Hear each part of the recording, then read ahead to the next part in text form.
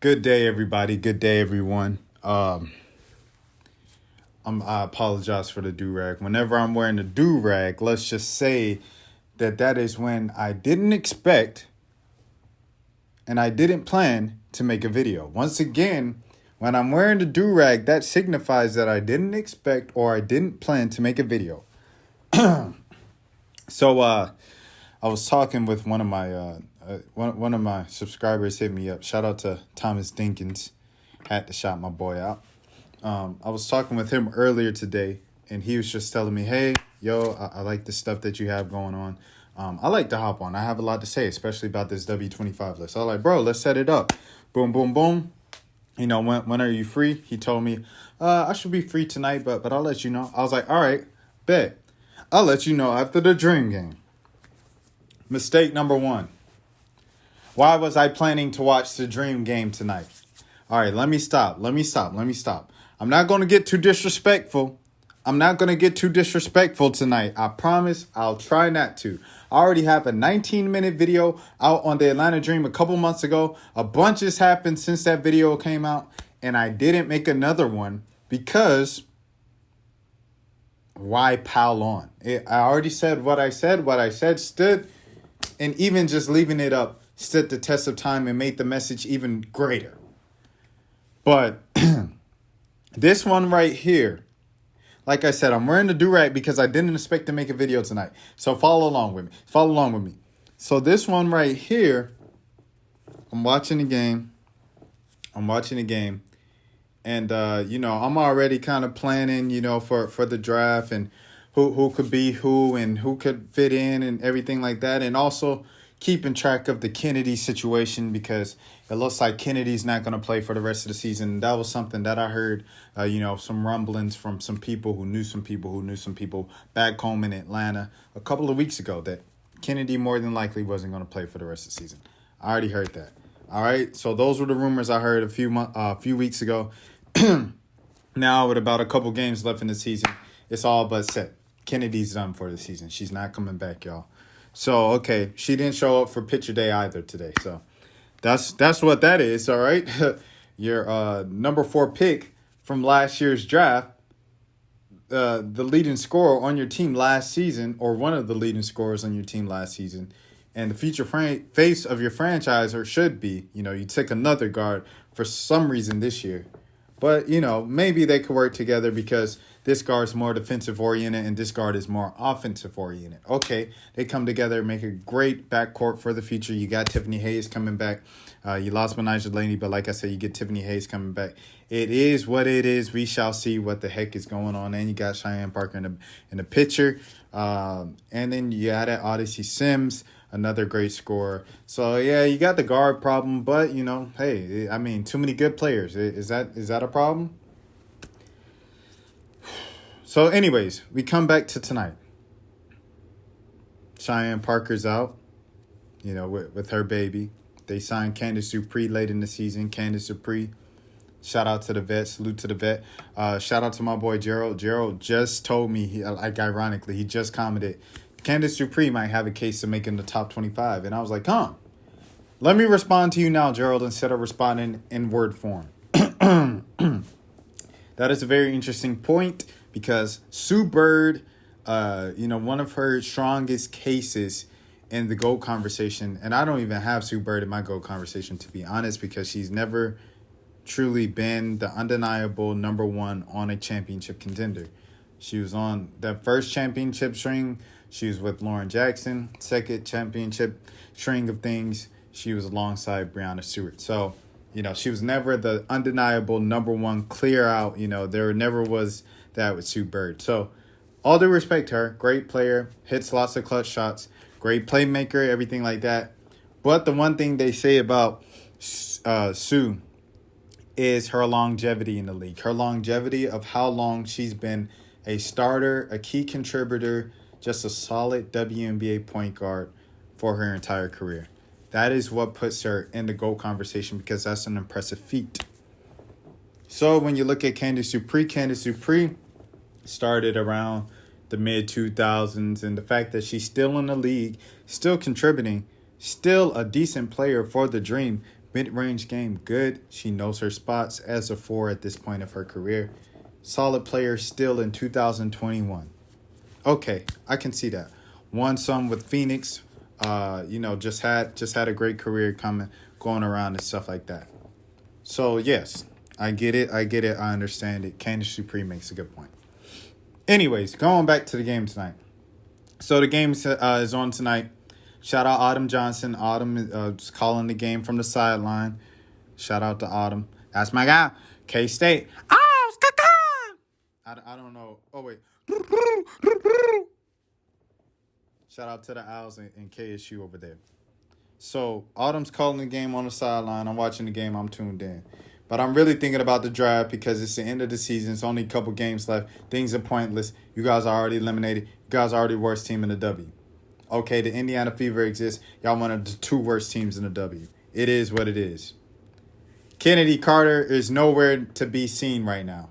Kennedy Carter tweets something, then deletes it the same hour.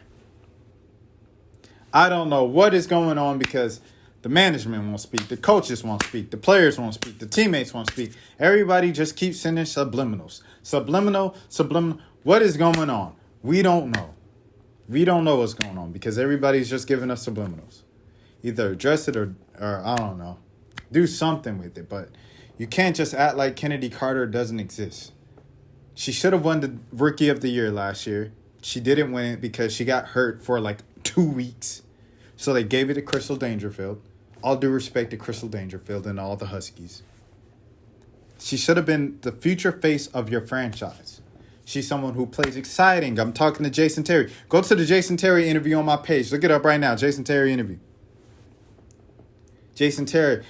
She's exciting. She's got the sleeve. She's got the high sock. She got the leg sleeve. The headband. She reminds me of Ellen Iverson on the court.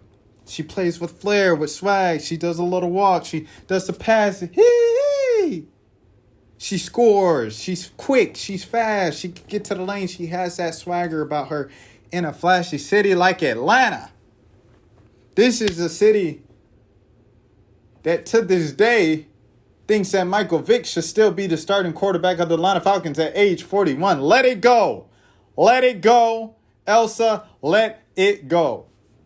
This is a city that while every other fan base in the NBA hates Trae Young because he does this and he shimmies and he dances and he light skinned and he shoot like he Curry and he's got they want to make fun of his little bald spot in his head like they do Kevin Durant.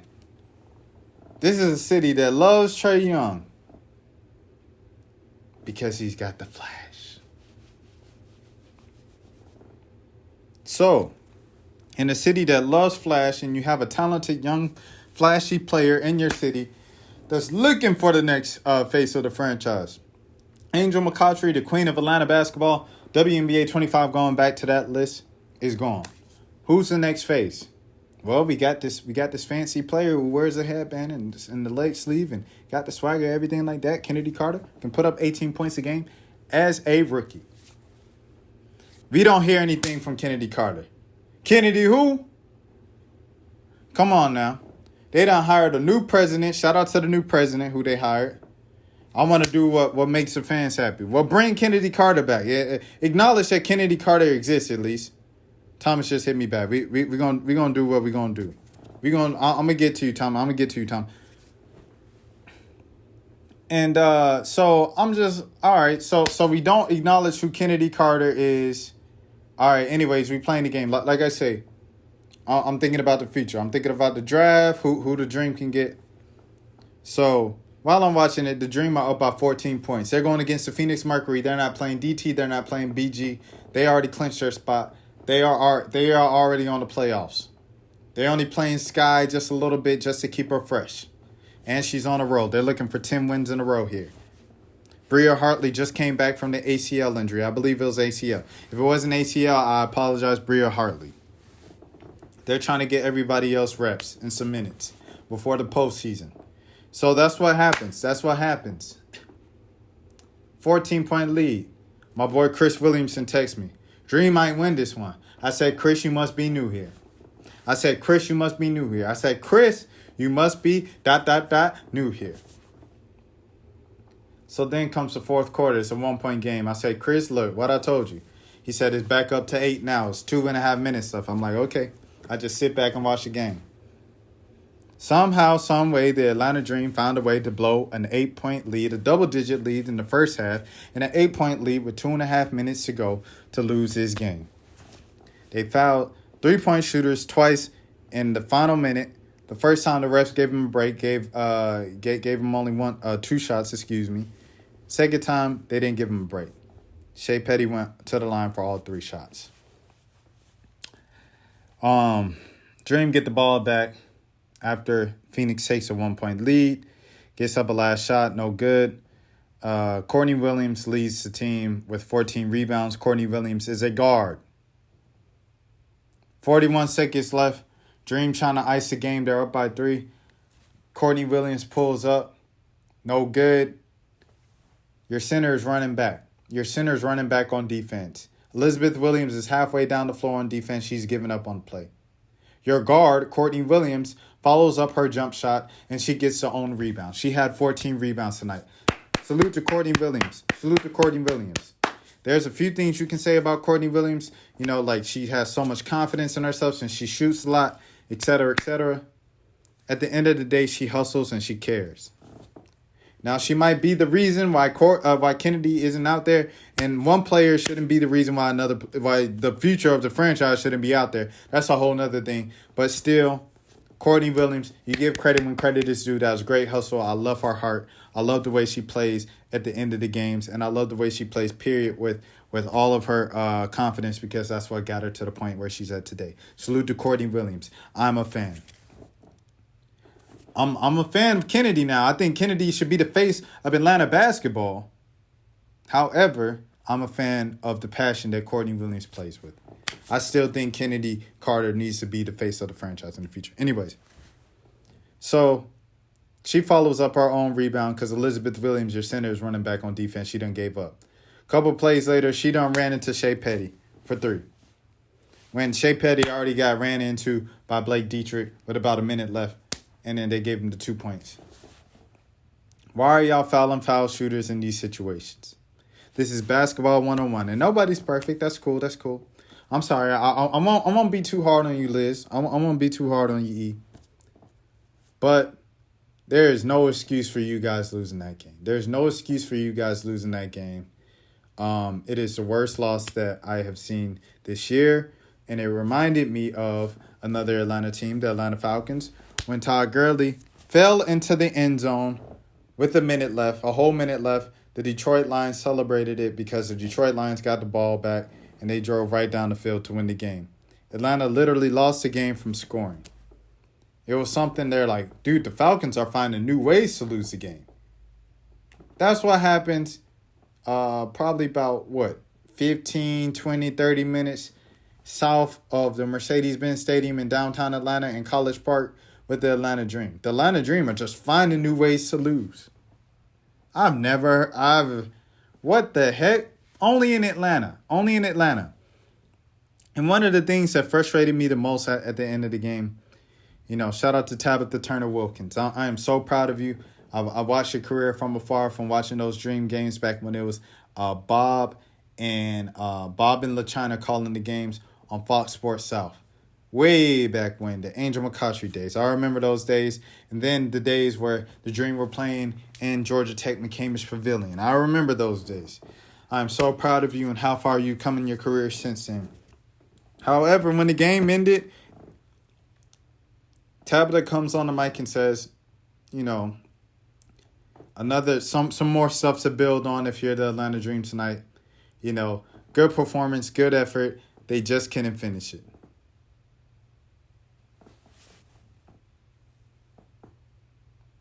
They blew a double-digit lead. They blew an 8-point lead with 2.5 minutes to go.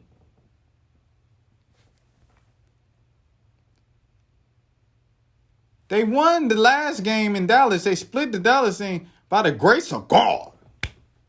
Before then, they were on like 11, 12, 13, 14, 15, 16, 17, 18.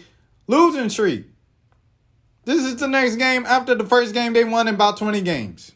They ain't won a game since June 55th.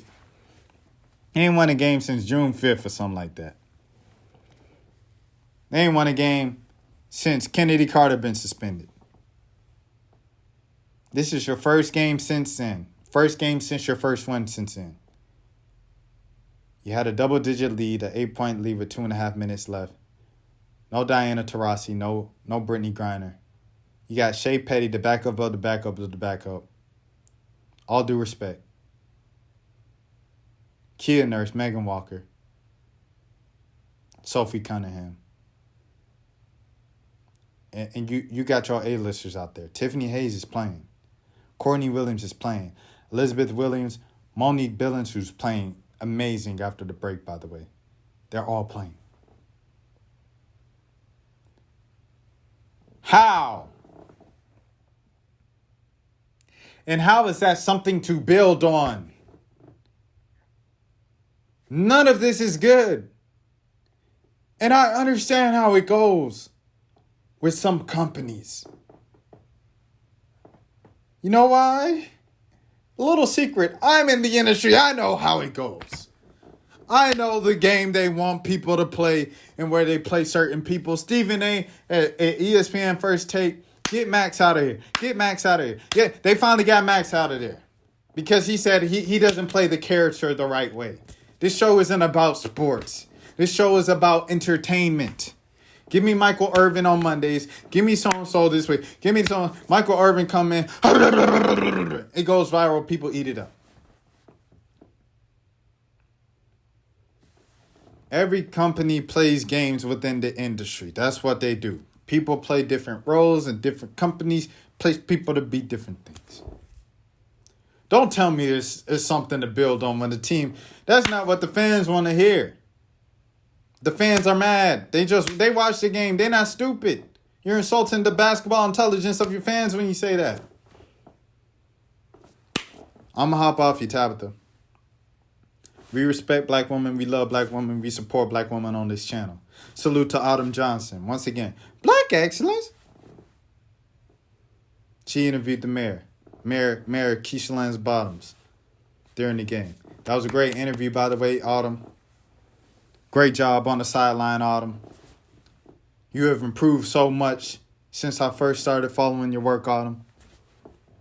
I am so proud of how far you've come in your career, Autumn.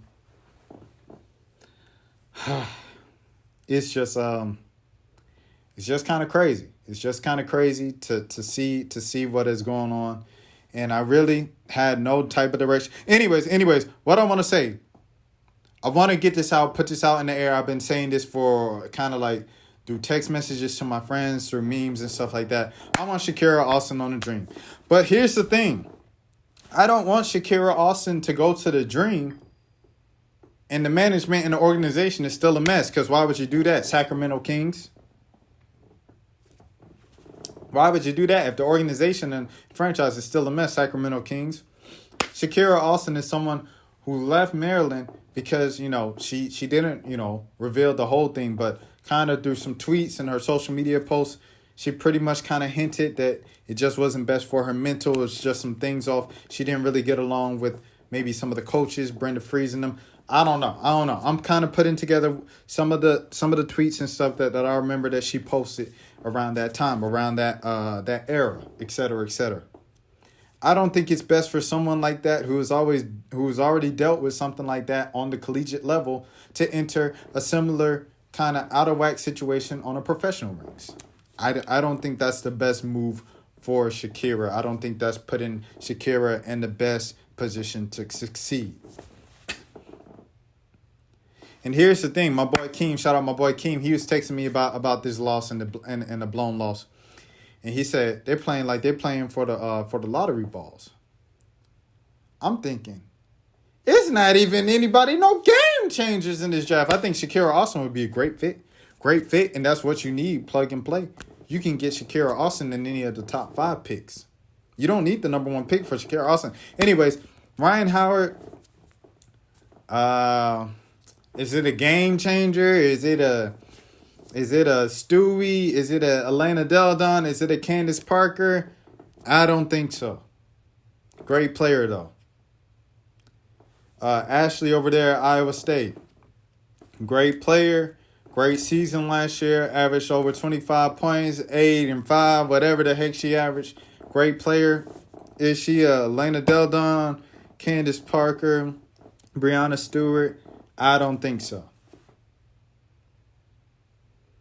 There are no real game changers in this draft. Salute to Avina Westbrook. Salute to Olivia Nelson-Ododa. Salute to Courtney Williams. Salute to who else is eligible for the draft this year? Salute to Rakia. Not Rakia Jackson. Jessica Carter over there at Mississippi State. Salute to who else is in the draft this year. Those are just some of the few names. First, Naz Hillman, I believe, is in the draft this year. She can go to the draft this year. Salute to Naz Hillman. I'm a big fan. I've obviously reacted a billion times to her. You could look that up on the channel if you're new to the channel. This is the Road to 2K subs. My name is Rashad Milligan. How you doing? Nice to meet you.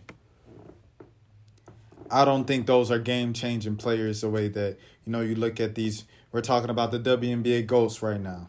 And we're talking about the WNBA 25.